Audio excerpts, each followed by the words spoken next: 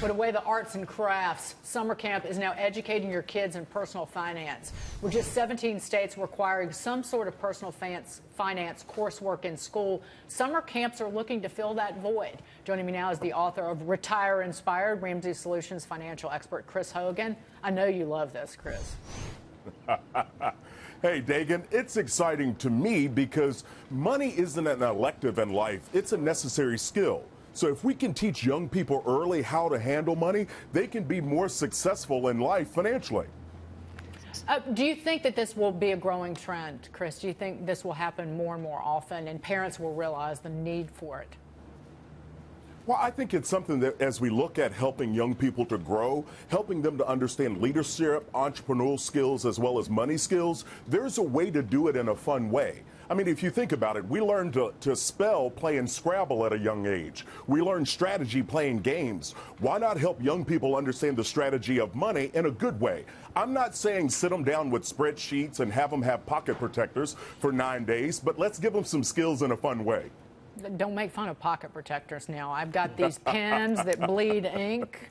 I always need a pocket protector in my jean jacket.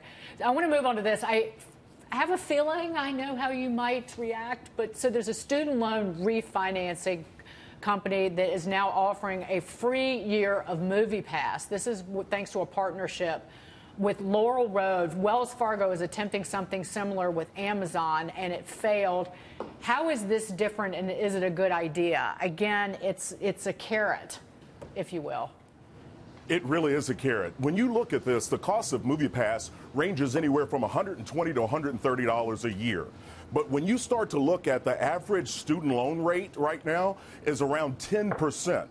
And so if the average student loan is $37,000 and we have 10% of that, we're talking $3,000 in interest. So I want people to learn how to count. Let's not look at this shiny dangly thing. Let's learn how to count and understand this is a benefit and a feature. It's a marketing attempt. At the end of the day, you've got to attack your student loans and understand what you're dealing with and how much money you're committing to this thing over the long haul. Real quick, Chris, June is Financial Wellbeing Month, and a new report from Betterment shows how a side hustle is helping bolster retirements. You've talked about this. Even when going to college, you're like, get a second job to pay for your college. What do you think about this side hustle, kind of building up your retirement nest egg? I think it's a fantastic idea, Dagan. Anytime you have people taking steps to help themselves get forward, it's a good thing. And so taking a look at opportunities that you have to bring in extra money to either attack debt or to build up your retirement savings, it's a good thing. There are many opportunities out there, from babysitting to pet sitting to doing some consulting or tutoring on the side. These are all great things if and only if we delegate and send that money toward things where it really matters. Saving for retirement or attacking debt. It puts us in a better overall position for the long haul. Chris, great to see you, my friend. It's always better in person, but if it's via satellite, we still enjoy it. I'm coming back soon. Okay, get on it. All right. Chris Hogan. Thank you.